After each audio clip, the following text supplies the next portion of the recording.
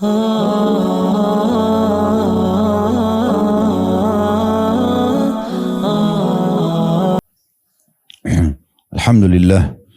tidak pernah berhenti kita selalu bersyukur dan berterima kasih kepada Allah Subhanahu wa taala atas semua nikmat yang Allah berikan kepada kita.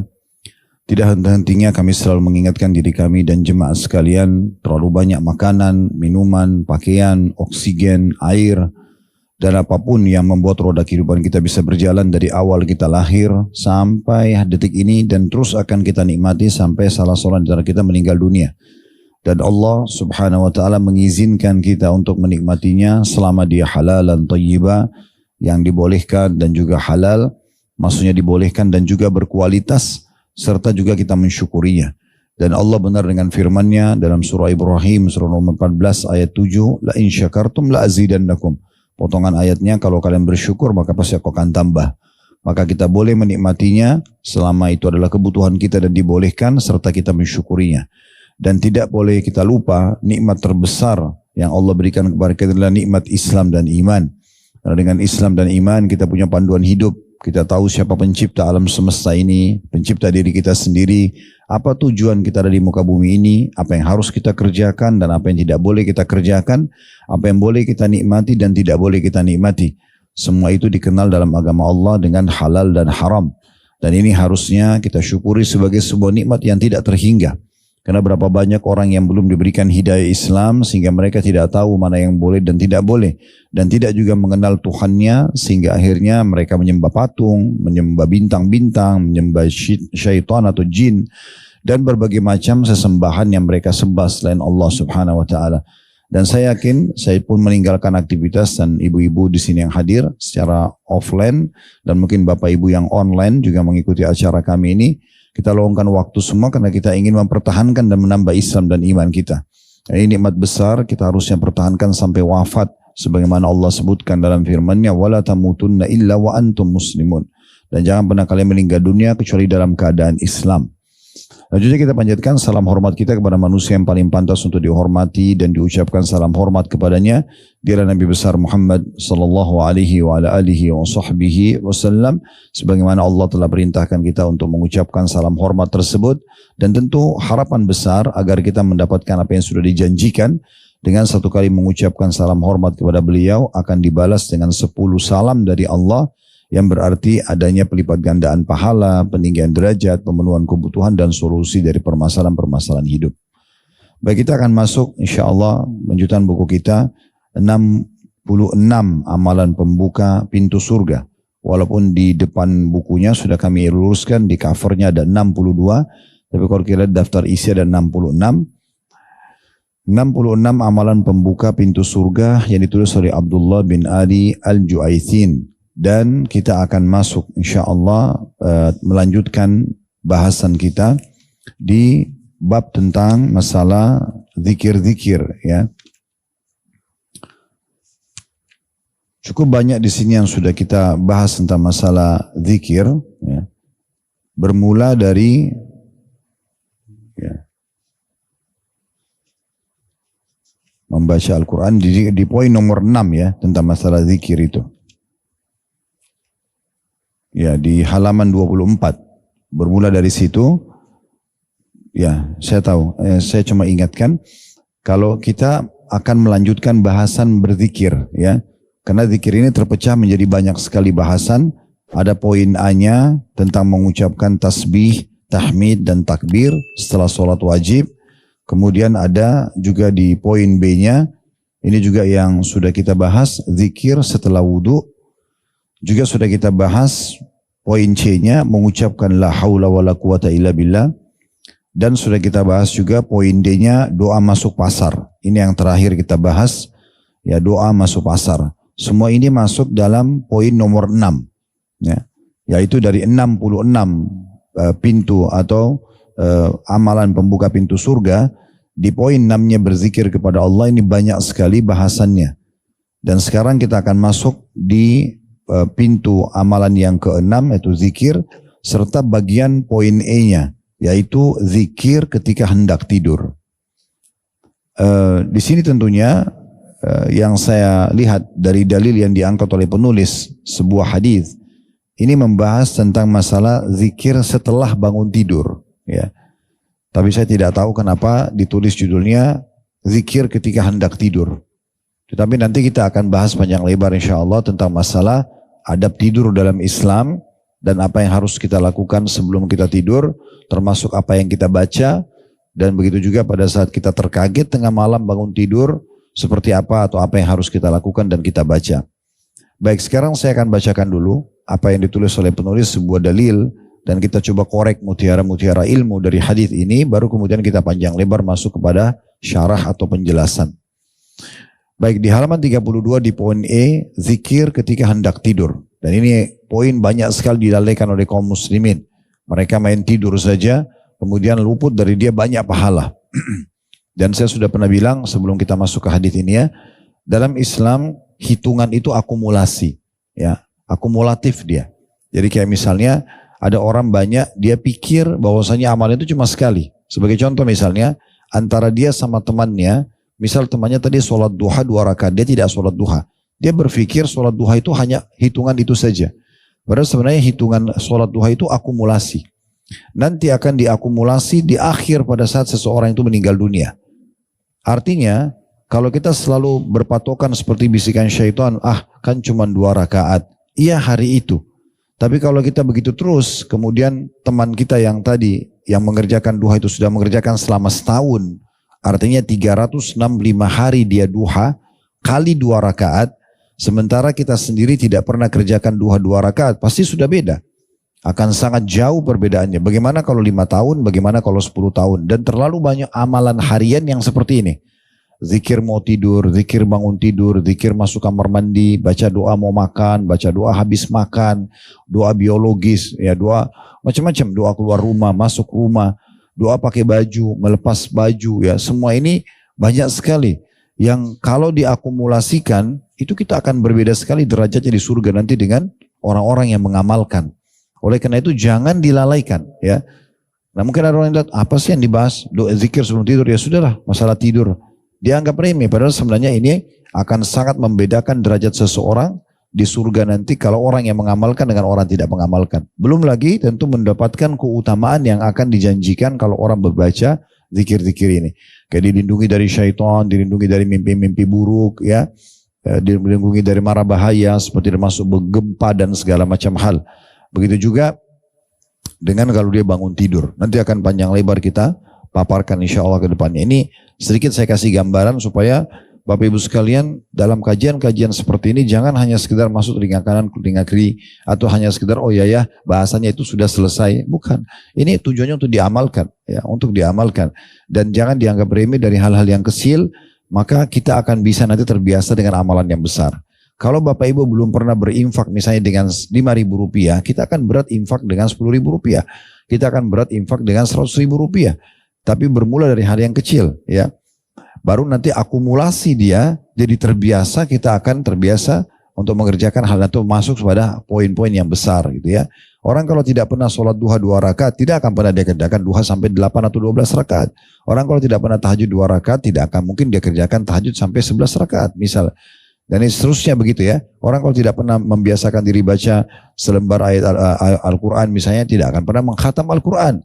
Dan seterusnya. Maka jangan dianggap remeh perbuatan-perbuatan yang amal dianggap kecil. Karena amal kecil itu nanti akan membuat kita terbiasa dan mengerjakan amalan-amalan yang besar. Dan sangat normal Bapak Ibu sekalian seorang muslim lebih baik dari sebelumnya. Jangan justru lebih buruk atau bahkan sama saja. Tapi bagaimana kita selalu lebih baik. Karena ibadah itu secara kualitas dianjurkan agar selalu ditingkatkan. Kalau secara kuantitas jumlah itu tergantung apakah boleh ditambah atau tidak. Kalau amalan wajib tidak ditambah. Contoh misalnya sholat duhur 4 rakaat. Gak mungkin kita tambah jadi 5 rakaat. Dia akan baku seperti itu. Berarti secara kuantitas gak bisa ditambah. Tetapi amalan-amalan sunnah bisa kuantitas. Ya, apalagi kalau tidak ditentukan waktu, jenis dan tempatnya. Kalau misal contoh habis sholat zikir baca subhanallah 33. Ditentukan jenisnya, ditentukan waktunya, ditentukan jumlahnya. 33 kita nggak boleh nambah. Nggak boleh kita bilang, saya kan bisa di 35. Nah, Rasulullah suruh 33, ya udah. Tapi kalau tidak ditentukan waktunya, jumlahnya, misal Kata Nabi SAW, saya mengucapkan sekali subhanallah, walhamdulillah, wa la ilaha illallah, wallahu akbar lebih saya cintai daripada terbitnya matahari. Berarti tidak ada penentuan waktu, tidak ada penentuan jumlah. Berarti kita bisa baca 100 kali, bisa kita baca 200 kali. Nah ini kan berarti secara kuantitas bisa kita tambah. Nah gitu ya. Nah seperti itulah kurang lebih gambarannya. Jadi makanya kualitasnya itu harus selalu ditingkatkan. Jangan makin lama makin terpuruk kita dari sisi ibadah. Turun terus kualitasnya. Maka nanti kita juga menyesal ya. Ingat sabda Nabi SAW tentang masalah sholat misalnya. Pada hari kiamat ada orang tidak terima pahala sholat kecuali hanya setengah. Ada orang tidak terima pahala sholat kecuali sepertiga. Ada yang cuma seperempat. Ada yang sepersepuluh. Dan ada yang tidak menerima pahala sholatnya kecuali hanya seperti ya baju kotor yang diremukkan lalu dilempar di wajahnya. Karena dia tidak jaga kualitasnya. Ya, sayang sekali. Juga sisi yang lain, ibadah-ibadah yang Bapak Ibu kerjakan, apapun sifatnya, itu yang butuh adalah kita, bukan Allah. Kenapa ada orang sholat buru-buru, yang penting dia sudah selesai seperti setor kewajiban, dia pikir Allah butuh. Allah nggak butuh ibadah kita. Yang butuh itu kita. Makanya dalam sebuah hadits Bukhari, kata Nabi SAW, Allah berfirman, wahai hamba-hambaku, itu adalah amalan-amalan yang aku wajibkan atas kalian, yang aku kembalikan pada kalian. Allah nggak butuh. Kalau kita mulai dari lahir sudah bisa sholat, walaupun itu mustahil bayi bisa sholat. Tapi kalau dari bayi kita sudah bisa sholat sampai umur kita 100 tahun misalnya, penuh dengan sholat, tidak akan ada manfaatnya buat Allah. Dan tidak akan memberikan juga tambahan kerajaan Allah subhanahu wa ta'ala. Itu hanya kembali kepada kita. Maka jagalah selalu kualitasnya karena manfaatnya kembali ke kita. Bukan kembali kepada Allah subhanahu wa ta'ala. Makin bagus, maka makin diberikan kepada kita fasilitas tambahan oleh Allah subhanahu wa ta'ala di surga kelak nanti. Baik, riwayat yang diangkat oleh penulis hadits dari Jabir radhiyallahu anhu, ia pernah menuturkan bahwasanya Rasulullah sallallahu alaihi wasallam bersabda, "Idza awa ar-rajulu ila firashihi ibtadarahu malakun wa syaitan. Faqala al-malak ikhtim bi khair wa qala asy-syaitan ikhtim bi syarr.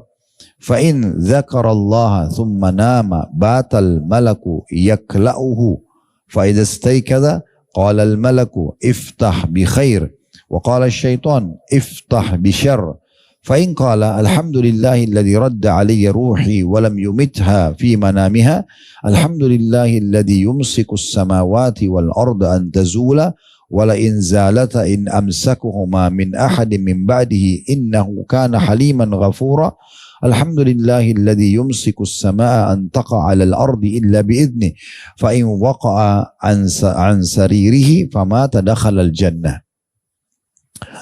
Kata Nabi SAW, mohon maaf, terjemahannya adalah, bila seseorang beranjak menuju tempat tidurnya untuk tidur, dan ini pasti setiap hari kita tidur, berarti amalan ini akan akumulasi sekali. Ya, berapapun umur kita, berarti kita akan terus bisa mendapatkan pahalanya, asal diperhatikan. Malaikat dan syaitan mengelilinginya atau mendatanginya. Kemudian malaikat tersebut berkata, tutuplah harimu dengan kebaikan. Sementara syaitan malah berkata, tutuplah harimu dengan keburukan. Apabila orang tersebut zikir kepada Allah, lalu tidur, maka sepanjang malam itu malaikat melindungi dan menjaganya. Bila orang tersebut bangun, malaikat berkata, bukalah harimu dengan kebaikan. Sementara itu, syaitan mengatakan, bukalah harimu dengan keburukan. Jika orang ini berdoa kepada Allah ketika bangun tidur, seraya membaca yang terjemahannya, segala puji bagi Allah yang telah mengembalikan ruhku kepadaku dan tidak mematikanku ketika tidur. Segala puji bagi Allah yang telah menahan langit dan bumi supaya jangan lenyap. Dan sungguh jika keduanya akan lenyap, tidak ada seorang pun yang dapat menahan keduanya selain Allah. Sesungguhnya dianya besar kata ganti Allah, adalah maha penyantun, lagi maha penyayang, lagi maha pengampun. Segala puji bagi Allah yang telah menahan langit agar tidak jatuh menimpa bumi kecuali dengan izinnya. Bila orang itu setelah melakukan ini zikir mau tidur, bangun tidur pun dia zikir. Bila orang itu jatuh dari pembaringannya lalu meninggal, maksudnya wafat, maka ia dijamin masuk surga. Nah akhir hadis ini menjadi saksi bahasan kita. Karena kita sedang membahas amalan pembuka pintu surga. Artinya hanya dengan menjaga zikir mau tidur, zikir bangun tidur, lalu meninggal pada saat setelah mengamalkan ini, maka dijamin masuk surga. Ini amalan bukan amalan yang ringan. Bayangkan kalau sudah ada orang yang mengamalkan 10 tahun, 20 tahun. Dan saya sudah sering ingatkan, terutama bagi kita yang sudah menjadi orang tua tentunya, ayah dan ibu, maka kalau luput dari kita hal-hal ini di masa muda kita dulu, karena belum diajarkan oleh orang tua, belum dapat ilmunya, jangan halangi ilmu ini kepada anak-anak kita. Usahakan kita tutupi kekurangan kita justru di anak-anak. Dari kecil mereka sudah diajarkan zikir mau tidur, bahkan kalau perlu tidak tidur kecuali sudah mengamalkan sunnah-sunnah mau tidur, sebagaimana akan kami paparkan sebentar lagi panjang lebar insya Allah tentang masalah adab-adab mau tidur dan apa yang harus dilakukan dan doa apa yang dibaca. Begitu juga pada saat bangun tidur, supaya kita tetap bisa meraih pahala dari anak-anak kita walaupun kita dulunya luput ya. Nanti itu akan menjadi estafet amal soleh. Karena kalau anak kita juga sudah lebih baik dari kita, misalnya dulu persentase kita mengamalkan sunnah Nabi ini cuma 20%. Ternyata karena kita didik anak kita dan dia mulai mengamalkan, misal dia sudah sampai pada level 80%. 80% dia mengamalkan sunnah itu. Nanti anak dia akan bisa 90 atau 100%. Akan lebih baik dari sebelumnya. Dan itu kita akan panen pahalanya karena kita penyebabnya. Jangan sebaliknya ya. Jangan selalu mewariskan keburukan kepada anak-anak. Maaf, ada orang dulu hamil di luar nikah. Gak apa-apa nak, ibu juga dulu gitu kok. Misal, contoh. Sebagai bukti dia biarin anaknya bergaul bebas.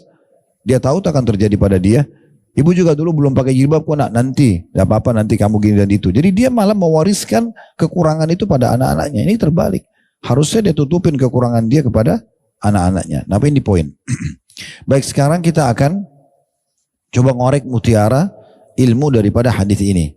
Pelajaran pertama yang bisa diambil dari hadis ini adalah pentingnya seseorang memperhatikan ya, dan mengimani tentang masalah adanya makhluk Allah yang tidak nampak, malaikat dan syaitan. Pernah kami paparkan di kelas kita ini dan saya kembali ingatkan, dua makhluk Allah ini memang tidak nampak dengan mata kita, tetapi memang mereka diciptakan oleh Allah dan ada. Nah dari mana kita tahu? Rukun iman kita yang kedua setelah iman kepada Allah dari 6 rukun iman, iman kepada Allah, pada malaikat, pada kitab-kitab, pada hari rasul-rasul, hari kiamat dan takdir baik takdir buruk. Yang kedua kan iman kepada malaikat. Sekarang kita wajib imani adanya malaikat. Bahkan setelah iman kepada Allah kita harus mengimani keberadaannya. Tapi kita tidak pernah lihat malaikat. Dari mana kita tahu mereka ada? Begitu juga salah satu yang disebutkan dalam Al-Quran. Bukan salah satu, soalnya banyak ayat ya. Tapi yang disebutkan dalam Al-Quran yang menggoda manusia adalah iblis. Ya. Dan iblis tidak nampak dengan mata kita. Allah mengatakan dia dan pengikutnya yang sesat dari anak-anaknya mau menyesatkan manusia itu menggoda kalian. Musuh kalian, jadikan musuh kalian. Sekarang kita jadikan musuh tapi tidak nampak. Nah sekarang pertanyaan sederhana. Dari mana saya tahu malaikat itu ada? Dari mana saya tahu syaitan itu ada? Nah hadis ini menjelaskan. Yaitu dari bisikan-bisikan keduanya. Semua bisikan positif dari malaikat.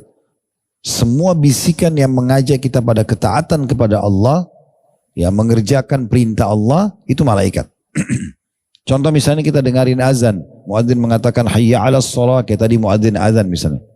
Ayo salat, hayya 'alal falah, ayo menuju kepada kemenangan. Lalu hati kita tergerak untuk salat. Nah itu dari malaikat. Kalau ada bisikan lawannya, udahlah nanti aja sholatnya, dari syaitan. Nah selalu begitu. Selalu begitu. Jadi bisikan baik dari malaikat, bisikan melawannya adalah dari syaitan. Ada orang miskin nih, ada bisikan kasihan bantu. Itu berarti dari malaikat. Ya. Kalau ada bisikan untuk lawannya misalnya, nggak usah lah itu orang pura-pura, itu dari syaitan. Nah selalu begitu. Puasa, haji dan umroh, berjihad, bakti sama orang tua, semuanya zikir, baca Quran, semua dorongan untuk mengerjakannya dari malaikat. Tinggal kita mengikuti atau tidak. Semua bisikan yang mengajak kita untuk menunda dan meninggalkannya berarti dari syaitan. Begitu juga sebaliknya ya, amal-amal buruk. Setiap kali kita mau buat perbuatan haram, orang mau berzina rasa takut, orang mau mencuri, orang mau buat apa saja, ada khawatir dari malaikat yang mengingatkan kita, walaupun dia tidak nampak. Semua yang mendorong kita justru untuk mengerjakan dosa tersebut dari syaitan. Jadi sederhananya begitu. Nah ini caranya untuk kita mengimani. Nah ini hadisnya ini. Makanya kata Nabi SAW di potongan awal, hadis ini siapa yang ingin menuju ke ranjangnya mau tidur, maka akan datang malaikat dan syaitan. Siapa maksudnya pendampingnya? Karena kita punya pendamping khusus dari malaikat dan dari syaitan. Ya, ini pendamping khusus. Mereka tidak akan berpisah dengan kita. Ya, malaikat-malaikat ini cukup banyak Allah ciptakan dan mereka punya tugas banyak sekali. Bapak Ibu bisa kembali ke surah nomor 77 dan 79 dalam Al-Quran. Di awal-awal surah, dua surah ini menceritakan banyak tentang tugas malaikat. Ada yang meniupkan ruh, ada yang membagi rezeki, ada yang menggantikan siang malam, ada yang menggantikan musim, musim hujan, musim panas, ada yang mengurus hutan, lautan. Semua itu urusannya para malaikat yang mengatur. Kalau tidak bagaimana bisa rapi? Ruangan ini aja kalau tidak dirawat, anggaplah 1 bulan aja kita nggak pernah kajian sini, nggak ada juga orang sini. Pasti sudah kotor ruangan ini. Walaupun dia tidak ada tertutup semua, tidak ada debu mungkin dari luar, tetap aja ada saja serangga, ada saja ini, ada saja itu ya. Bagaimana dengan alam semesta ini? Siapa yang mengatur semua itu? Allah yang menentukan dan memerintahkan, tapi malaikat yang bertugas. Yang mengatur pergantian siang malam, turunnya hujan, musim panas, musim dingin, populasi manusia mencabut ruh, membagi rezeki, mengurus lautan, hutan, segala macam ini. Itu semua urusan, termasuk membagi makanan-makanan buat semua makhluk. Dari serangga yang kecil sampai manusia semuanya makan. Nah itu tugas-tugas malaikat ya. Tentu tidak bisa dipertemukan dan dibarter antara malaikat sama syaitan. Karena malaikat makhluk yang sangat mulia, syaitan adalah sangat terhina gitu ya. Maka termasuk diri kita, kalau kita mengikuti bisikan malaikat berarti kita mulia. Kalau kita ikuti bisikan syaitan berarti kita terhina sebagaimana terhinanya syaitan. Makanya harus hati-hati. Ya. Jadi tidak usah ikutin bisikan syaitan. Karena memang kita hidup tujuannya untuk beribadah kepada Allah subhanahu wa ta'ala. Ini pelajaran penting. Perhatikan di situ, kata Nabi SAW, kalau seseorang menuju ke tempat tidur untuk tidur, malaikat dan syaitan mengelilinginya. Terjemahan lebih tepat adalah mendatanginya. Pendamping kanan dan kirinya, malaikatnya dan syaitannya. Lalu kemudian mulailah keduanya ngomong. Yang Allah izinkan pertama ngomong adalah malaikat. Ikhtim bi khair. Tutup hidupmu dengan kebaikan. Maksudnya apa? Malaikat ingatkan dia misalnya tentang wudhu sebelum tidur, tentang zikir, diingatkan tadi hari itu apa saja ketaatan yang dia lakukan. Kayak contoh nanti malam Bapak Ibu kalau mau tidur, ini ikut taklim begini. Nanti bisa saja terlintas tuh, oh tadi saya sempat ikut taklim, oh tadi saya sempat silaturahim keluarga, oh tadi saya sempat sedekah. Itu bisikan dari malaikat. Kita teringat supaya kita tutup hidup kita dengan itu. Maknanya adalah kita mau mengulanginya besok kalau masih hidup. Nah nanti kata Nabi SAW, dan syaitan akan berkata setelah malaikat, tutuplah hidupmu dengan keburukan. Diingatkanlah dosa-dosa dia dan dihiasi oleh syaitan supaya dia bangga dengan dosa yang dia buat hari itu, besok dia ulangi. Nah ini kan berarti dalam bentuk bisikan ya. Cuma kita diberikan bocorannya oleh Nabi SAW. Dan dikatakan sini, apabila orang tersebut zikir kepada Allah, dia ikutin bisikan malaikat. Dia berzikir kepada Allah, lalu tidur, maka sepanjang malam malaikat itu melindunginya. Tidak akan pernah terganggu dan ada masalah. Nah semuanya dari hal yang kecil, mimpi buruk, sengatan serangga, apalagi kalau sampai besar gempa bumi segala macam, selamat dia. Dijaga oleh malaikat. Artinya kalau dia tidak baca, justru dikuasai oleh syaitan. Terjadilah mimpi buruk, ya, terjadilah hal-hal yang tidak, orang kan biasa istirahat itu butuh ketenangan ya. Syaitan buat kalau Bapak Ibu tidak zikir sebelum tidur, nanti kan kita sebutkan beberapa adab-adab tidur insya Allah ya. Di antaranya wudu ya, selain berdoa. Ini kalau kita tidak tutup dengan itu, maka akan banyak sekali masalah. Kadang-kadang kita itu tidur tapi seperti tidak tidur, malah tambah beban ya. Tambah kacau pikiran, mimpi buruk, tambah seakan-akan kita ada masalah. Begitu kita bangun, seakan-akan lepas dari semua permasalahan. Jadi kita nggak istirahat sebenarnya. Itu semua gangguan syaitan. Karena meninggalkan adab-adab tidur. Oleh karena itu coba praktikin sebentar malam, betul-betul dijaga nanti apa yang akan kami sampaikan sebentar lagi ya. Urutannya diikutin. Coba diurutan diikutin, nanti ditulis sebentar ya. Urutannya diikutin apa yang kami pandukan, coba dipraktikin. Dan bedakan kualitas tidur Anda nanti setelah itu dengan yang lalu-lalu. Akan beda sekali. Begitu juga dengan kita kalau niat mau bangun malam, kita langsung terbangun tuh dengan sangat mudah. Dan kita sulit sekali bangun justru kalau kita tidak mengamalkan, baik untuk sholat malam ataupun untuk sholat subuh. Jadi malaikat akan menjaganya ya. Begitu juga lanjutannya, bila orang itu terbangun, malaikatnya pendamping masih mengatakan lagi kepada dia, buka harimu dengan kebaikan. Diingatkan sama dia, misal kita terbangun tengah malam, ada bisikan, sholat malam. Pernah nggak rasain itu? Pas kita bangun malam seperti ada keinginan untuk sholat tahajud. Walaupun kadang-kadang kita tidur lagi misalnya. Tapi bisikan itu dari malaikat. Bisikan itu dari malaikat ya. Atau kadang-kadang kita terbangun dengan hal-hal yang walaupun kita ya tidak pernah programin. Seperti mungkin kalau ibu punya anak kecil, anak itu membangunkan kita ya. Atau mungkin ada sebagian orang tidak sadar, mungkin saja dia digigit oleh nyamuk. Sebenarnya nyamuk itu ya cara Allah membangunkan dia supaya dia bangun sholat malam atau berbagai macam hal. Tapi yang jelas dalam hadits ini adalah memang malaikat membangunkan dan mengatakan pada dia, ibadahlah, bukalah harimu dengan kebaikan. Nah nanti syaitan akan datang juga dan mengatakan kepada dia, bukalah harimu dengan keburukan. Bukalah harimu dengan keburukan. Maksudnya dibayangkan sama dia hal-hal pelanggaran agama. Sehingga dia mau melakukan sebagai program hidupnya. Nah ini berarti menandakan bahwasanya ini pelajaran pertama dari hadis, adanya iman kita tentang keberadaan malaikat dan juga syaitan, dan itu wajib hukumnya. Kita mengimani keberadaannya itu ya. Ada juga sebagian orang mengatakan tidak ada syaitan itu. Dia tidak sadar dengan dia menepis itu, dia akhirnya berbuat kesalahan tanpa dia menyandarkan kepada syaitan. No, syaitan yang suruh dia.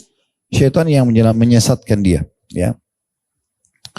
Kita sudah tahu kisah ayah kita Nabi Adam alaihissalam, yang goda dia adalah iblis. Ya. Sehingga dia melanggar apa yang Allah larang gitu ya. Pelajaran yang kedua, yang perlu digarisbawahi adalah pentingnya seseorang berzikir pada saat mau tidur. Diambil dari potongan hadis, ya. Setelah malaikat mengatakan tutuplah hidupmu dengan kebaikan, syaitan mengatakan tutuplah hidupmu dengan keburukan. Lalu kata Nabi SAW, apabila orang tersebut berzikir pada saat mau tidur, maka sepanjang malam malaikat melindunginya.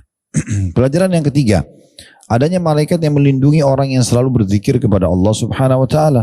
Ini pelajaran ketiga dari hadis. Adanya malaikat yang selalu melindungi orang-orang yang berzikir kepada Allah, dan ini berlaku baik mau tidur, bangun tidur, mau keluar rumah, pokoknya selama Anda selalu berzikir kepada Allah, maka Allah akan datangkan malaikat yang menemani Anda. Nah, itu poinnya. Pelajaran selanjutnya yang keempat adalah bahwasanya adanya syaitan yang akan terus menyesatkan manusia, dan harusnya seseorang itu berhati-hati dari godaan-godaan syaitan. Intinya kita faham semua bisikan untuk melalaikan dari ibadah atau menundanya, apalagi sampai masuk kepada pelanggaran agama, berarti syaitan. Bagaimana caranya Ustaz? Baca a'udzubillahi minasyaitonirrajim sekali, dua kali, dan jangan diikutin. Syaitan itu tidak kuat. Jangan Anda selalu mengatakan, saya sering dengar di negara kita gitu ya, syaitannya kuat banget nih. Ya, karena dia buat dosa, dia mau berlindung di kata-kata itu. Padahal sebenarnya tidak. Bohong. Pertanyaan saya sekarang, mana syaitannya? Mana dia? Pernah dia menjelma kayak jadi teman kita, kemudian ajak kita ke diskotik misalnya? Enggak pernah. Dia cuma bermodalkan bisikan. Berarti kan dia lemah. Dan kita tinggal tepis. Sekarang Bapak Ibu tadi waktu mau pergi taklim ini, pasti aja bisikan syaitan untuk membuat menepis kita. Sudahlah nanti aja, atau enggak usah. Atau dibuatin, ditawarin program lain. Tapi pada saat kita ambil komitmen, enggak, saya mau datang. Dia nggak bisa buat apa-apa. Tadi kita waktu mau sholat, pasti ada bisikan syaitan juga untuk berusaha menepisnya. Tetapi kalau kita tetap komitmen menjalankan, kita tepis, selesai. Nggak bisa dia buat apa-apa, gitu kan? Berarti syaitan itu sangat lemah. Kalau ada orang mengikuti syaitan, berarti dia lebih lemah dari syaitan itu. Untuk apa dia ikutin? Toh semua bisikannya kepada keburukan. Ya. Untuk apa kita terus berkeburukan sementara ada solusi dari kebaikan-kebaikan gitu ya. Pelajaran selanjutnya yang terakhir mungkin yang bisa kita ambil adalah tentang bagian pecahan daripada doa bangun tidur. Nah ini sedikit agak banyak yang kita akan ambil ya. Jadi mungkin ini pelajaran yang kelima yang kita bisa faedah dari hadis ini, yaitu kedudukan doa bangun tidur. Salah satunya doa ini. Nah dalam poin doa ini cukup banyak bisa kita ambil. Pelajaran di faedah kelima ini yang bisa diambil adalah bahwasanya orang kalau tidur itu sebenarnya mengalami proses kematian. Tetapi kematian yang lebih kecil daripada kematian yang nanti abadi. Makanya di dalam hadis Nabi SAW yang lain bangun tidur, alhamdulillahilladzi ahyana ba'da ma amatana wa ilaihin nusyur. Segala puji dan puja kehadirat Allah yang menghidupkan kami sesudah mematikan kami. Ya, ba'da ma amatana itu artinya sesudah mematikan kami. Berarti kita mati, tapi bukan mati yang abadi yang tidak bisa kembali lagi ruh. Di dalam sebuah hadis yang lain, kalau seseorang tidur, ruhnya keluar dari jasadnya. Kalau Allah tahan, maka wafatlah dia. Tapi kalau Allah kembalikan, lanjutlah hidupnya. Sampai ajalnya datang. Makanya kata Nabi SAW, an-naumu akhul maut. Tidur itu adalah saudaranya kematian. Ambil pelajaran penting dari sini Bapak Ibu sekalian. Banyak orang lalai tentang masalah kematian. Oh, dia pikir mati itu masih lama. Mati itu nanti kalau saya tabrakan, naudzubillah, atau masuk ruangan ICU atau dan segala macam.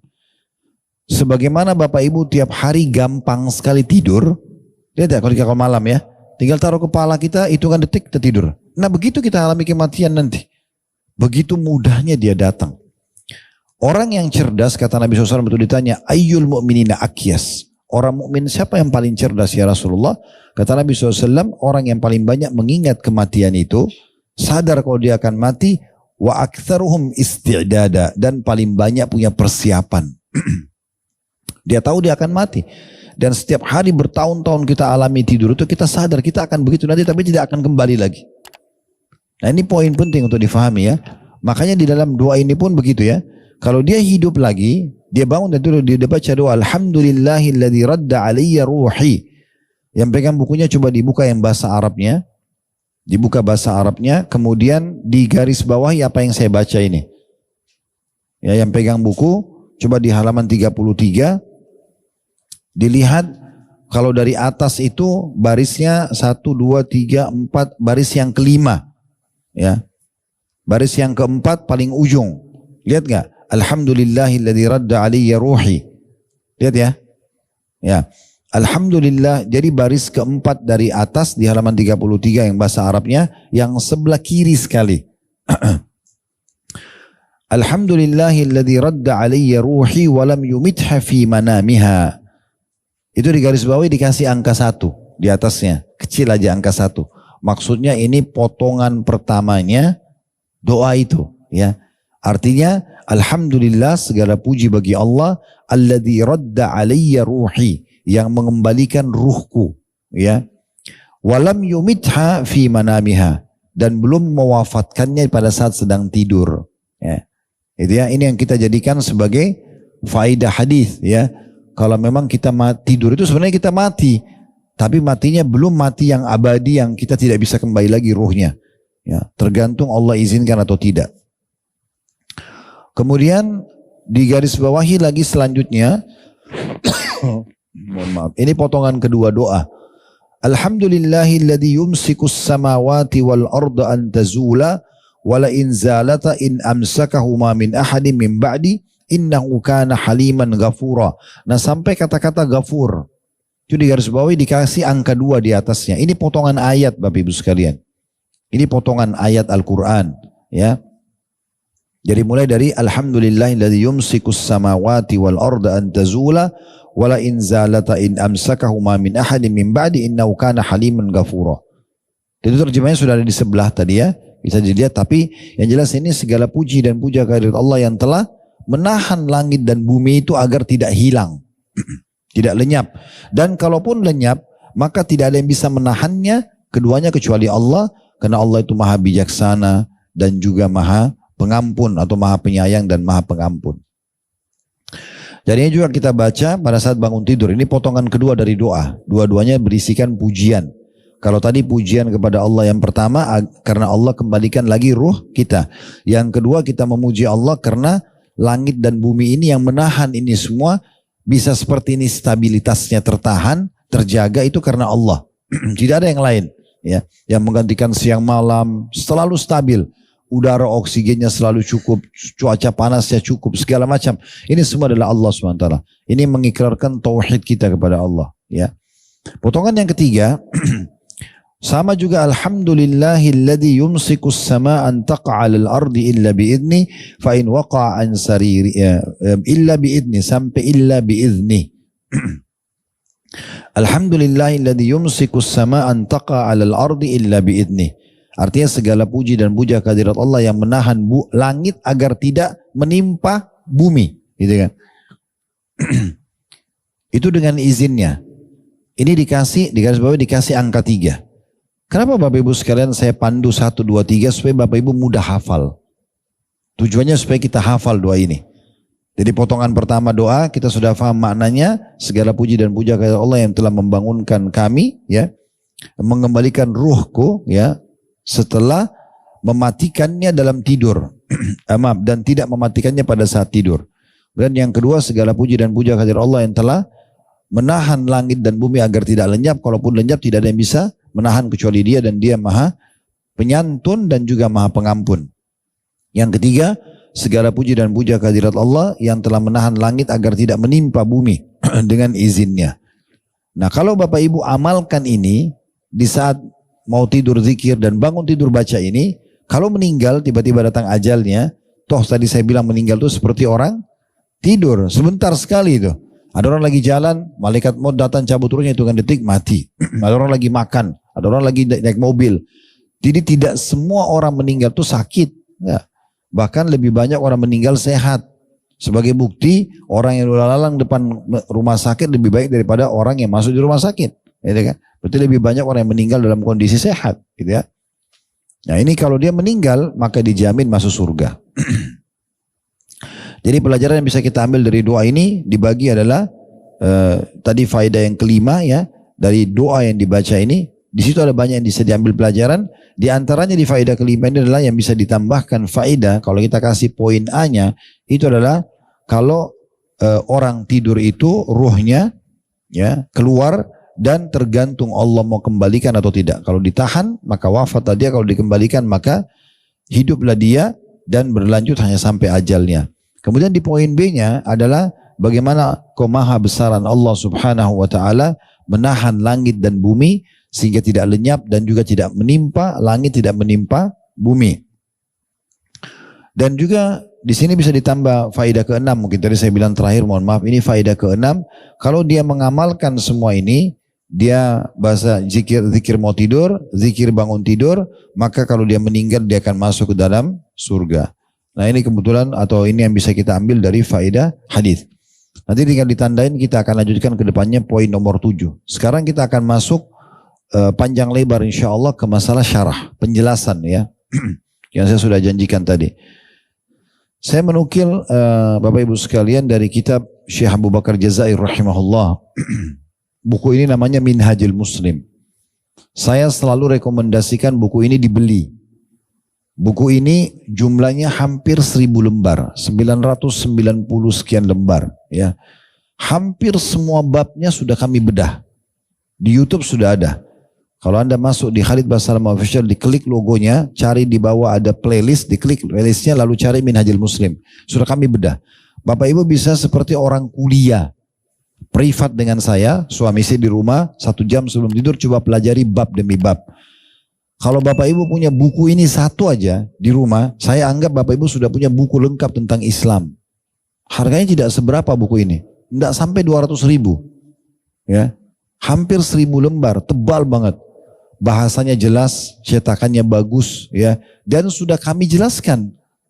Tidak semua ustadz sudah membedah buku ini, tapi kami sudah bedah. Di situ tinggal ada satu bab warisan yang belum kami bedah. Semuanya sudah kami bedah. Artinya bisa privat, ya. Nah, di antara hal yang beliau bahas dalam buku itu adalah, jadi beliau itu dibagi bukunya menjadi 5 bab, ya. Bab yang pertama itu masalah bab akidah, berisikan tentang bagaimana kita mengenal Allah, Allah itu nggak nampak, bagaimana bisa mendatangkan keimanannya, gitu kan, mana bukti-buktinya. Beliau selalu mendatangkan dalil nakli dan akli. Dalil nakli itu dalil Al-Quran dan hadis, dalil akli itu secara akal. Apa sih yang membuat akal kita yakin ada Allah yang menciptakan semua ini? Nah itu didatangkan sangat lengkap dan bagus banget gitu. Membahas Allah aja 4 pasal beliau di bab akidah itu, ya. Membahas tentang uluhiyah, rububiyah, asma' sifat, ya. Kemudian juga beliau masuk ke masalah bab iman kepada malaikat, iman kepada kitab-kitab, pada rasul-rasul, pada hari kiamat, kemudian pada takdir baik takdir buruk, semua dibahas sama dia. Di bab akidah itu cukup panjang lebar. Kemudian ada tambahan-tambahan pasal-pasal lain tentunya. Bab yang kedua adalah bab adab. Nah, dalam bab adab ini beliau membahas adab-adab. Adab kepada Allah, adab kepada Rasulullah SAW, adab kepada Al-Quran, adab kepada sama muslim, adab kepada kerabat, adab suami istri, adab anak pada orang tua. Nah, sampai kepada adab mau tidur. Dan bangun tidur ini akan kita bahas nanti. Itu di pasal ke-14. Saya akan bacakan nanti dari pasal 14 khusus adab mau tidur dan bangun tidur ini. Kemudian juga beliau bahas di yang ketiga babnya adalah bab akhlak.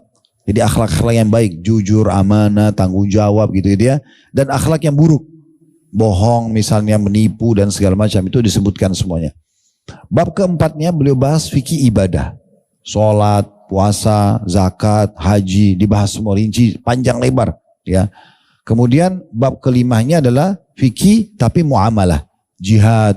Kemudian semua berhubungan dengan bab jual beli.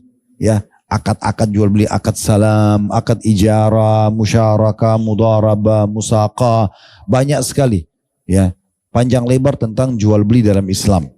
Dan ini kalau yang berminat untuk mengikuti khusus tentang jual beli dalam Islam, kami buatkan lagi kelas sendiri, namanya Gazu Academy. Ya, kalau pernah dengar ini kita buka kelasnya, nanti insya Allah yang terdekat Gazu Academy 1 dan 2 itu ada di pekan pertama September di Pak Hayat. Di pusat kota Jakarta di hotel kita akan adakan dari jam 8 pagi sampai jam 5 sore seminar sehari. Ya, ini kalau yang berminat mempelajari bab jual beli lebih dalam maka bisa ikut itu. Gazu Akademik 1 kami membahas 42 alasan kenapa kita harus menjadi orang kaya dan sukses dalam Islam. Tapi seminar sehari gitu ya. Jadi itu penting sekali karena banyak orang kadang-kadang salah faham menganggap jadi orang Islam gak usah kaya-kaya, gak usah orang jadi menikmati dunia. Ini salah. Yang benar kita nikmatin tapi kita tidak lupa akhirat dan kita dahulukan akhirat, itu yang benar. Justru banyak hal dengan harta kita bisa mendapatkan surga, ya kan gitu. Bangun masjid, rumah anak yatim, pergi haji dan umroh, biayai orang, biayai anak yatim, itu kan semua dengan harta gitu ya. Contohnya. Dan Gazu Akademik 2 sampai nanti Gazu Akademik 15 itu banyak membahas tentang masalah adab-adab jual beli dalam Islam, kemudian jenis-jenis transaksi dalam Islam. Apa itu mudharabah? Bagaimana kalau saya mau bisnis sama teman saya terus mau bagi hasil? Nah, namanya mudharabah. Bagaimana kita bagi 50-50%, 40-60, 70. Nah, apa yang harus kita perhatikan dalam masalah itu? Kemudian ada bab-bab yang lain ya, seperti misalnya murabaha. Murabaha itu beli putus. Saya kalau tidak punya uang, saya mau beli mobil, saya datang kepada Bapak Ibu lalu saya katakan, tolong Bapak Ibu saya mau beli mobil harganya 200 juta, saya nggak punya uang, boleh nggak saya dibelikan? Lalu Anda mengatakan, baik Khalid saya belikan Anda, tapi saya jual lagi sama Anda 250 juta ya. Akadnya begitu dari awal, modalnya jelas, dijual juga dengan keuntungan jelas berapa, dan saya setuju dicicil 10 kali misalnya boleh. Ya, itu namanya murabaha. Nah, ini banyak orang tidak paham. Sehingga akhirnya mereka uangnya numpuk di rekening, padahal sebenarnya dia bisa bisnis seperti ini. Ya kan? Dia bisa bantu kerabatnya, mereka tinggal cicil. Daripada mereka cicil di tempat-tempat ribawi, maka bisa saja, gitu kan? Ini contohnya. Dan cukup banyak akad-akad yang dipelajari nanti dalam jual beli dalam Islam, itu contohnya. Ya, kalau yang berminat bisa dilihat di Instagram kami, insya Allah nanti bisa ikut mendaftar di situ. Atau mau ikutkan anak-anaknya yang baru mau berbisnis, itu juga bisa ikut kelas itu ya. Nanti insya Allah di awal September, di hari Kamis dan Jumat, itu kita akan adakan 2 hari. Satu hari sebenarnya sudah selesai Gazu Akademik 1, tapi nanti di hari Jumatnya itu lanjut Gazu Akademik 2 bagi yang sudah ikut yang satunya. Sehingga mereka estafetkan kelasnya gitu ya, untuk belajar lagi. Itu demikian. Itu nanti kalau Anda baca di kitab Minhajul Muslim yang tadi saya bilang cuma tidak sampai 200 ribu, itu ada panjang lebar dijelaskan tentang masalah akad ini. Cuma memang kalau bagi pemula yang belum biasa baca buku-buku fikih, mungkin butuh orang yang pandu, ya, butuh orang yang pandu. Baik, itu tadi panjang lebar sedikit saya jelaskan Minhajul Muslim karena saya menukil dari buku itu ya. Di pasal ke-14, Syekh Abu Bakar Jazair rahimahullah, beliau ini ulama besar yang ngajar selama 40 tahun di Masjid Nabawi ya, sudah meninggal rahimahullah. Dan saya masih sempat dapat di masa hidup beliau. Saya sempat dulu di beberapa majelis beliau pada saat itu. Jadi di halaman buku beliau di 258 dari hampir 1000 halaman tadi ya. Ini beliau bahas di bab adab tidur. Beliau mengatakan begini, seorang muslim berpandangan bahwa tidur itu bagian daripada karunia dan nikmat yang diberikan Allah SWT kepada manusia. Sebagaimana Allah berfirman di dalam Al-Quran, dalam surah Al-Qasas ayat 73. Ya, silakan kalau mau buka Al-Qasas ayat 73, bicara tentang tidur sebagai tanda-tanda kebesaran Allah. Jadi bukan hanya sekedar kita lewatkan begitu saja. Udahlah ngantuk, pak, taruh kepalanya tidur, selesai. Dia nggak pernah tahu apa hikmahnya, siapa yang menciptakan dia, yang menciptakan tidur, fungsi-fungsi tidur, siapa yang mengaturnya. Sehingga kita bisa mendapatkan faedah dari tidur, dari istirahat organ tubuh kita dan segala macam hal. Al-Qasas 73 ini bunyinya, wa min rahmatihi ja'ala lakumul laila wan nahara litaskunu fihi wa litabtaghu min fadli wa la'allakum tashkurun. Dan karena rahmatnya lah, rahmatnya N-nya besar berarti kata ganti Allah ya. Karena rahmat Allah, D-nya juga besar kata ganti Allah, jadikan untukmu malam dan siang. Supaya kamu beristirahat pada malam itu. Memang untuk tidur malam itu, untuk istirahat. Dan B, bukan hanya sekedar, saya ngantuk karena ini sebuah rutinitas lalu saya tidur saja. Tapi coba ambil hikmahnya, siapa yang ciptakan saya, siapa yang ciptakan ngantuk itu, siapa yang mengarahkan untuk istirahat memang harus tidur. Ya, gitu. Kemudian juga siapa yang membangunkan kita setelah kita tidur gitu kan. Semua itu tanda-tanda kebesaran Allah. Dan supaya kamu mencari sebagian dari karunia-Nya pada siang hari. Nah memang begini kita aktivitas. Mulai terbit matahari sampai terbenam matahari kita aktivitas. Masing-masing tergantung kebutuhannya gitu ya. Dan agar kamu bersyukur kepadanya. Kemudian dalam surah Naba ayat 9. Dari selanjutnya beliau angkat adalah surah Naba ayat 9. وَجَعَلْنَا نَوْمَكُمْ سُبَاتًا. Bisa dilihat dalam surah Naba ayat 9. Surah Naba ini amma yatasaalun ya. Surah pertama di juz 30 gitu ya. Di ayat 9-nya وَجَعَلْنَا نَوْمَكُمْ سُبَاتًا, dan kami jadikan tidurmu untuk istirahat. Berarti Allah jadikan tidur itu sebagai tanda-tanda kebesarannya yang harus kita renungi ya. Baik. Kata beliau selanjutnya, istirahatnya manusia di malam hari setelah kesibukannya sepanjang siang hari merupakan hal yang dapat membantu kehidupan jasmaninya. Membantu agar tetap tumbuh dan tetap bergairah sehingga dapat melaksanakan tugas-tugas yang telah Allah jadikan sebagai tujuan hidupnya. Maka mensyukuri karunia ini mengharuskan seseorang muslim untuk memperhatikan adab-adab berikut ini pada saat tidurnya. Nah sekarang boleh masuk loh. Yang pertama yang harus diperhatikan, kata beliau, tidak boleh menunda tidur sesudah sholat isya. Ya. Kecuali karena keperluan darurat. Seperti contoh mengulangi pelajaran. Majelis taklim, belajar. Ya. Berbincang-bincang dengan tamu, kan ada tamu datang. Kita wajib melayani tamu. Atau bercengkramanya suami istri. Mereka ngobrol, pecahkan tentang masalah rumah tangganya. Mereka biologis, masalah anak-anak. Gak ada masalah. Atau mungkin perkara-perkara umumnya kaum muslimin. Seperti pemimpin negara atau sebuah perusahaan mengadakan meeting penting misalnya. Ya, semua itu tidak ada masalah.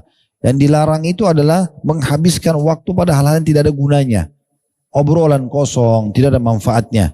Begadang pada hal yang tidak ada manfaatnya. Kadang-kadang ada orang duduk ngobrol sama temannya itu. Ngobrol itu mungkin sudah 15 tahun. Cerita yang sama diulang-ulangi. Temannya sudah bosan dengar. Gitu. Jadi omong kosong. Atau bahkan terjerumus pada maksiat. Subhanallah, umumnya dosa dilakukan di malam hari. Diskotik, bar, karaoke ini penuh di malam hari. Ya, justru waktu itu kita disuruh istirahat. Ya, secara medis memang harusnya sehat. Bahkan Imam Abu Dawud menghususkan bab namanya bab nahi anis samr, bab larangan begadang, kecuali dalam kondisi memang urgen, darurat. Nah, beliau mengatakan, dinukil sebuah riwayat dari Abu Barzah radhiyallahu anhu sahabat Nabi, mengatakan Nabi SAW tidak menyukai tidur sebelum sholat isya. Jadi walaupun ngantuk banget, habis maghrib jangan tidur. Ya. Dan beliau tidak suka ngobrol sesudahnya. Maksudnya habis isya Nabi tidur kalau tidak ada keperluan apa-apa. Ya, sehingga tidak terlewatkan sholat tahajudnya. Makanya Umar bin Khattab radhiyallahu anhu itu kalau malam habis isya keliling di Madinah, kalau beliau temukan ada orang-orang lagi ngobrol-ngobrol, beliau tanya, kalian untuk apa di sini? Kalau bukan ngurus jenazah, bukan silaturahim keluarga, bukan hal-hal yang disyariatkan, maka beliau usir semua, suruh bubar, pergi tidur. Apakah kalian membuang-buang waktu sini sehingga sholat malam kalian lewat begitu saja? Maka digitukan, ya. Berarti mulai sekarang kita harus membiasakan diri untuk itu, ya. Biasakan diri kita buat anak-anak gitu ya. Yang kedua, berusaha untuk tidur dalam kondisi berwudu. Sebelum tidur wudu. Nah, wudu ini bukan hanya mau sholat, ya, mau tidur juga wudu. Kemudian juga kalau batal wudu mau wudu lagi juga bisa. Dalam kondisi emosi dan emosi tidak redam. Kata Nabi SAW, kalau kalian sedang marah kalian berdiri duduklah. Kalau duduk masih marah berbaringlah. Kalau masih marah juga, ya, maka wudulah, karena wudu akan menghilangkan godaan syaitan itu. Wudu juga selanjutnya dilakukan kalau orang selepas biologis dalam kondisi junub, lalu dia mau menunda mandinya. Menunda mandi. Itu ada satu lagi ulama besar namanya Al-Mundhiri rahimahullah, menulis buku namanya buku At-Targhib Tarhib. Dan kami sudah bedah juga di YouTube, sekarang sudah sampai alhamdulillah jadi 3. Dan sekarang kami ulangi bedah buku lagi di setiap Kamis subuh. Ya. Jadi kalau ibu dan bapak sekalian lagi online di Instagram atau di YouTube bisa ikuti media kami di Kamis subuh. Setiap habis sholat subuh kami selalu kaji, kecuali kami sedang berhalangan, safar ya. Maka itu biasanya kami selalu bedah hari Kamis, melanjutkan buku itu. Nah di buku itu cukup panjang lebar dijelaskan juga tentang masalah hal-hal yang berhubungan dengan masalah wudu, keutamaan wudu sebelum tidur. Di antaranya kalau kita wudu sebelum tidur, kalau meninggal maka meninggal dalam keadaan fitrah atau Islam, gitu ya. Dan selain itu juga wudu bisa memberikan cahaya pada hari kiamat, bisa menggugurkan dosa-dosa, ya. Nah kalau kita mau tidur dalam kondisi junub, yang paling baik bapak ibu mandi. Tapi kalau belum mau mandi, mau ditunda, bersihkan kemaluannya kemudian wudu baru tidur. Nah itu sunnah Nabi SAW. Itu juga orang yang mau mengulangi hubungan biologis, maka dianjurkan untuk berwudu. Ya, itu semua wudu-wudu.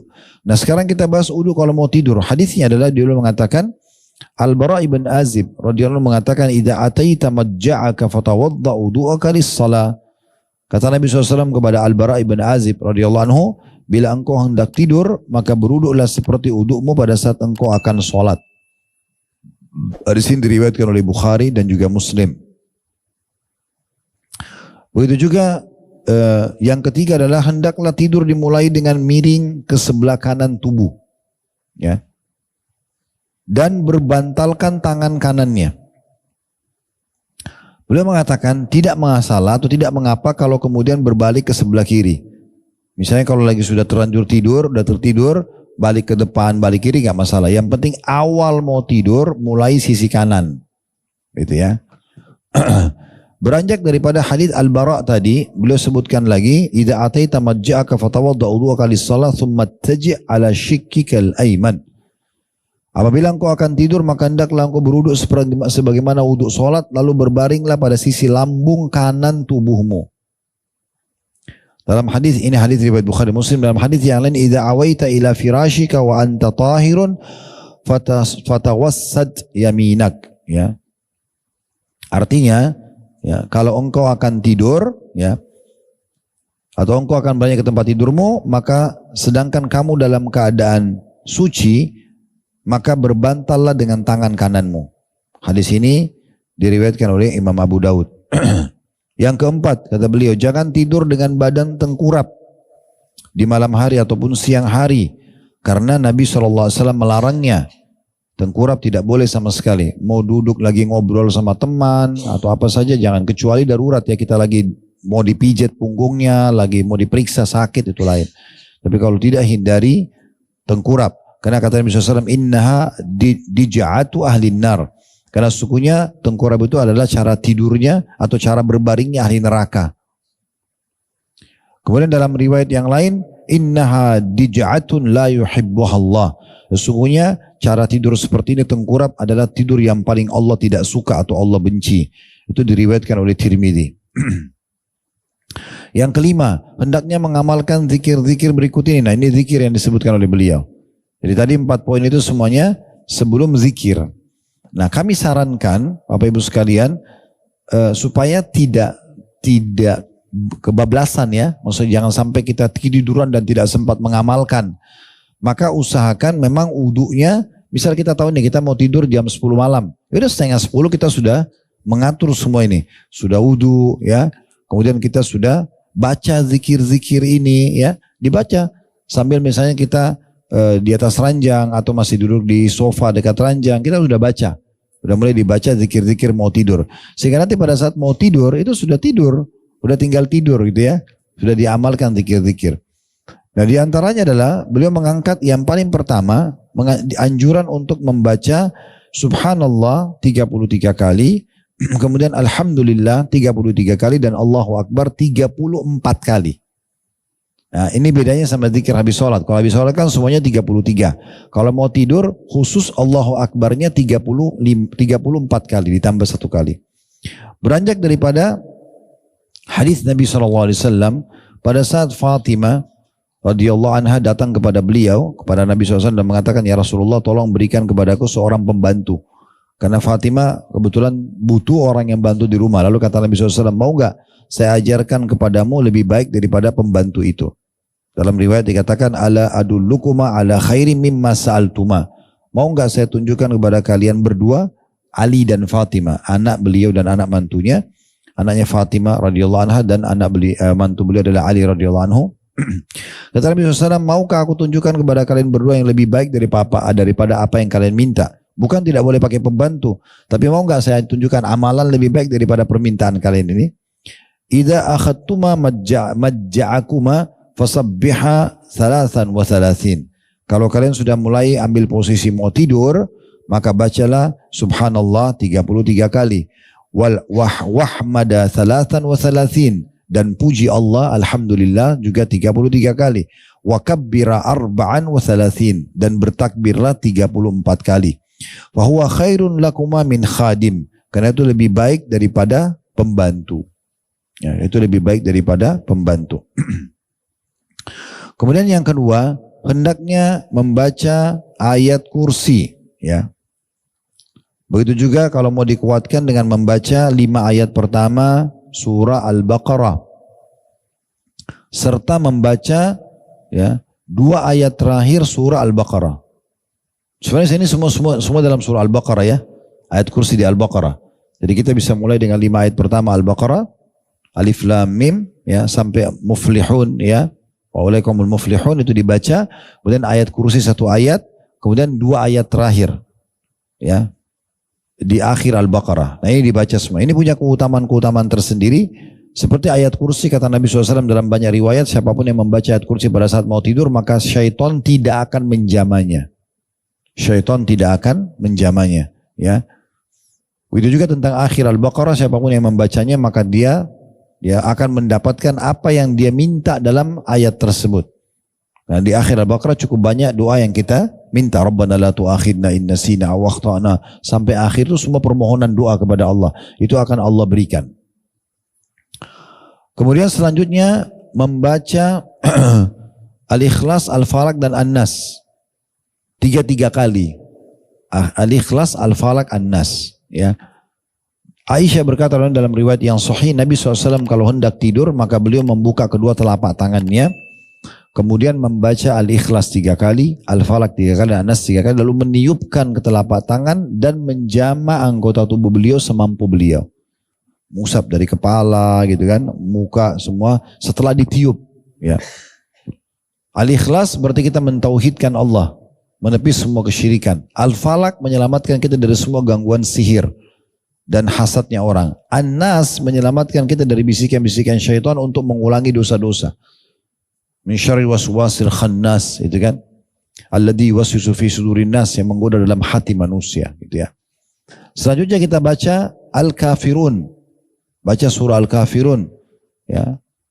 Qul ya ayyuhal kafirun sampai akhir. Siapa yang membaca ini, maka dia hidup atau meninggal di atas tauhid atau mengesahkan Allah Subhanahu wa taala. Kemudian beliau mengangkat juga mengatakan hendaknya juga membaca doa ya pada saat mau tidur dan jadikan ini doa terakhir kata beliau. Namun sebelum kita masuk ke doa ini ada saya tambahkan dalam riwayat yang lain, siapa yang pada saat mau tidur dia membaca 3 kali istighfar. Lafadznya itu astaghfirullahalazim alladzi la ilaha illa huwal hayyul qayyum wa atubu ilaih. Ada sifat Allah Al-Hayyul Qayyum. Ini diulangi 3 kali. Astaghfirullahalazim alladzi la ilaha illa huwal hayyul qayyum wa atubu ilaih. Lagi diulangi astaghfirullahalazim alladzi la ilaha illa huwal qayyum wa atubu ilaih sampai 3 kali. Maka kalau dia baca ini akan diampuni semua dosanya. Walaupun dia lali dari kancah peperangan. Ya. Dalam riwayat lain dikatakan akan diampuni dosanya walaupun sebanyak buih di lautan, sebanyak tetesan air hujan dari langit, sebanyak bustiran pasir. Ini pada saat mau tidur nih. Cuma baca 3 kali saja. Astaghfirullahaladzim, alladzi la ilaha illa huwal hayyul qayyum, wa atubu ilaih. Kemudian bacaan terakhir yang dianjurkan Syekh Abu Bakar adalah, karena memang Nabi bilang ini jadikan doa terakhirmu. Sebelum tidur lah ya, yang paling terakhir. Kata Nabi SAW, membaca Bismika Allahumma wada'tu jambi wa bismika arfa'u. Ya, ini agak panjang ya doanya. Nanti saya coba crop ini, saya akan kirimkan ke ketua panitia. Mungkin nanti baru di-share ke jamaah ya. Karena ini kalau mau ditulis agak panjang. Didengarkan saja. Bismika Allahumma wada'tu jambi wa bismika arfa'u. Allahumma in amsakta nafsi faghfir laha. Wa in arsaltaha fahfadha bima tahfadhu bihi as-salihin min ibadik. Allahumma inni aslamtu nafsi ilaik wa fawwadtu amri ilaik wa alja'tu dhahri ilaik astaghfiruka wa atubu ilaik. Amantu bi kitabika alladhi anzalt wa bi nabiyyika alladhi arsalt. Faghfir li ma qaddamtu wa ma akhartu wa ma asrartu wa ma alantu wa ma anta a'lamu bihi minni antal muqaddim wa antal muakhir la ilaha illa ant rabbi kini adzabaka yawma tab'atsu ibadak. Terjemahnya coba renungi ya, dan ini hadis diriwayatkan oleh Abu Dawud dengan sanad yang sahih. Terjemahannya, dengan menyebut namamu ya Allah, aku letakkan sisi kanan tubuhku ini, dan dengan menyebut namamu aku akan mengangkatnya. Maksudnya nanti dengan bangun tidur. Ya Allah, jika seandainya engkau mengambil ruhku, jiwaku di saat tidur ini, maka ampunilah ruh itu. Dan jika engkau melepaskannya, membiarkannya pergi kemana-mana gitu ya, maka peliharalah ia sebagaimana pemeliharaanmu kepada hamba-hambamu yang saleh, supaya tidak celaka, tidak ada masalah ruh itu ya. Ya Allah, sesungguhnya aku serahkan jiwaku kepadamu dan aku pasrahkan urusanku semua kepadamu. Aku sandarkan punggungku kepadamu. Aku memohon ampunanmu dan bertaubat kepadamu. Aku beriman kepada kitab Al-Quran yang telah engkau turunkan dan kepada nabimu Muhammad SAW yang telah engkau utus. Maka ampunilah bagiku dosa-dosaku yang telah lalu dan yang akan datang. Dosa yang aku lakukan secara sembunyi-sembunyi atau terang-terangan. Dan dosa-dosaku yang engkau lebih mengetahui. Engkaulah yang maha mendahulukan dan engkaulah yang maha mengakhirkan. Tiada Tuhan yang berhak disembah melainkan engkau. Ya Allah, lindungilah aku dari azabmu pada hari engkau membangkitkan hamba-hambamu. Jadi ini doa yang dibaca di akhir sebelum menutup mata, gitu ya. Ini anjurannya. Baik, nanti insya Allah yang saya bilang tadi ini akan kami crop, coba saya akan kirimkan insya Allah ke ketua panitia nanti, baru kemudian nanti bisa di share di jamaah. Hari ini insya Allah akan Anda terima, ya. Jangan izin Allah. Tapi tetap kami sarankan agar Bapak Ibu membeli buku tadi saya bilang Minhajul Muslim ya, harganya tidak sampai 200 ribuan. Saya tidak ingat teman-teman di depan ada bawa atau tidak, tapi nanti Anda bisa pesan, nanti akan disiapkan bukunya insya Allah. Baik, itu pada saat tidur ya. Sekarang kita bahas teman-teman sekalian, bagaimana kalau seandainya seseorang di antara kita terbangun tengah malam. Ini ada satu poin penting. Kalau kita terbangun tengah malam, belum waktunya kita bangun. Contoh kita ingin bangun jam 4 subuh. Ya. Sekarang kan subuh hampir jam 5. Sekarang jam 4 kita bangun, targetnya. Tapi kita bangun setengah 3. Kita masih mau lanjutin tidur misalnya. Atau kita mau tahajud terserah juga. Tapi yang jelas kita bahas dulu sebelum bangun di waktu yang kita mau. Apa yang harus kita lakukan? Ini ada selipan hadis yang sangat menarik. Ya.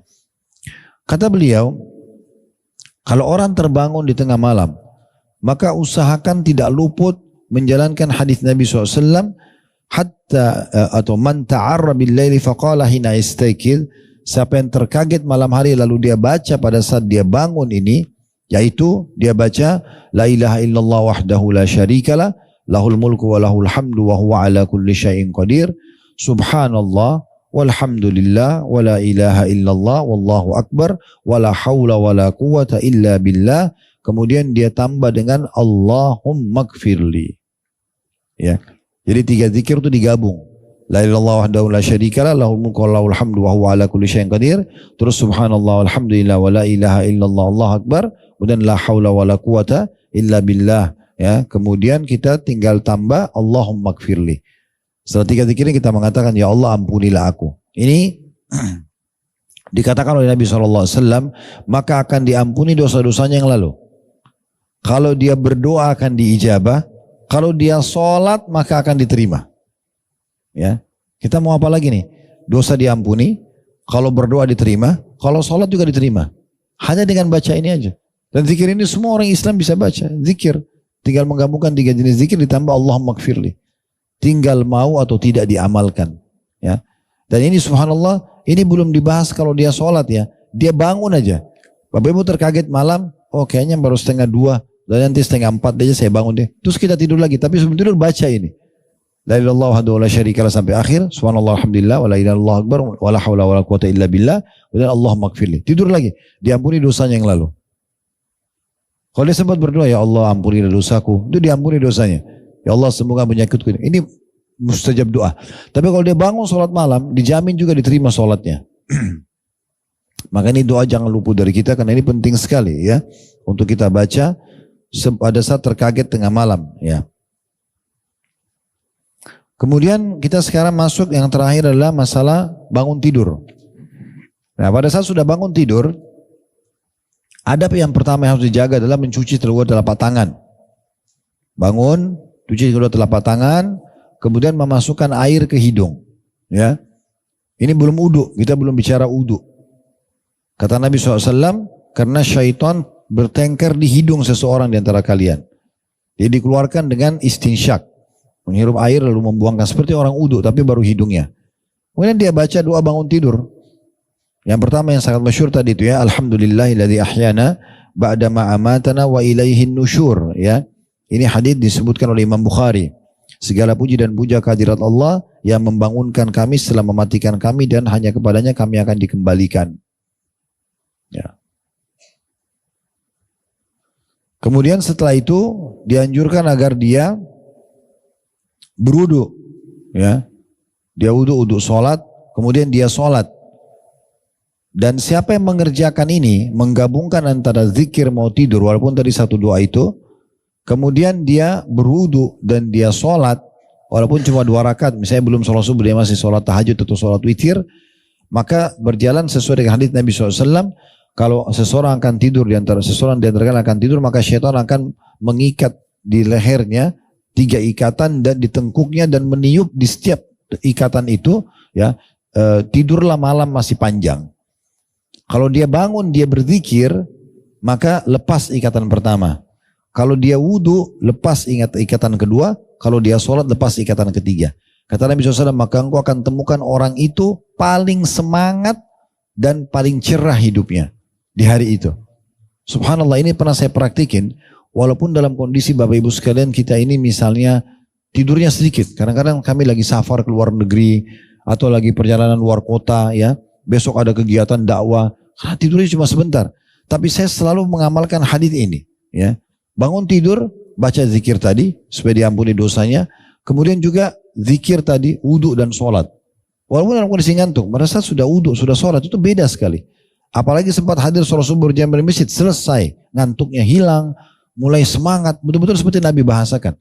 Karena Nabi mengatakan tayyiban nafs, nasyitan tayyiban nafs. Dia akan semangat hidupnya dan jiwanya lapang. Nah, sebaliknya kalau orang tidak lakukan kata Nabi SAW, maka dia akan khabithun nafs kaslan. Jiwanya akan sumpek, suntuk dan juga malas. Berarti hanya karena meninggalkan sunnah ini saja. Zikir, wudu, sholat. Nah gitu. Nah ini hal-hal yang harus diperhatikan pada saat kita tidur dan bangun tidur. Tentu masih ada yang lain kalau kita bangun tidur, tapi ini kurang lebih gambaran umumnya yang dibahas oleh Syekh Abu Bakar rahimahullah berhubungan dengan masalah itu. Tentu masih ada hal-hal yang dia bahas juga ya tentang masalah bangun tidur ya, tapi mungkin tidak bisa bahas semuanya sekarang karena melihat waktu juga. Tapi yang jelas dianjurkan ya membaca banyak zikir-zikir ya. Seperti misalnya juga ada dianjurkan baca ayat-ayat Al-Quran ya. Kalau kita bangun tidur di 10 ayat terakhir surah Al-Imran ya. Surah Al-Imran itu kan 200 ayat. Nah 10 ayat terakhirnya dianjurkan baca pada saat kita bangun malam hari. Itu juga bisa ditambahkan dalam zikir kita. Tapi kalau tadi kita baca seperti itu sudah cukup insya Allah. Baik, ini bahasannya yang kita bahas kesempatan ini, dan kedepannya insya Allah kita akan bahas nanti lanjutan di poin ke-7 masalah memohon surga ya. Nanti khusus untuk pertemuan akan datang ada satu buku akan saya bahas, judulnya Rasulullah cerita tentang surga dan neraka. Saya usahakan nanti tim akan siapkan di depan di kajian akan datang supaya Bapak Ibu juga pada saat saya baca buku itu bisa ikutin ya. Karena nanti kita bukan hanya sekedar, kalau kita lihat di sini ya, di poin ke-7 tadi yang saya minta Bapak Ibu tandain, itu hanya sebuah hadis. Siapa yang memohon surga 3 kali, maka surga akan berkata, ya Allah masukkan dia ke dalam surga. Siapa yang berlindung dari neraka 3 kali, maka neraka akan mengatakan, ya Allah selamatkan dia dari api neraka. Tapi sayang banget, kita masih banyak belum tahu apa itu surga, apa itu neraka. Ya, maka kita coba akan bedah nanti dari buku itu. Ya, buku itu tidak seberapa, kecil sebenarnya ya. Saya tidak tahu harganya, tapi antara 40.000, 45.000, nggak mahal buku itu ya. Jadi bisa insya Allah nanti dimiliki insya Allah. Ada benar dari Allah silakan diambil dan diamalkan. Kalau ada salah dari kami maka kami istighfar kepada Allah SWT dan memohon maaf kepada Bapak Ibu sekalian. Subhanakallahumma bihamdika.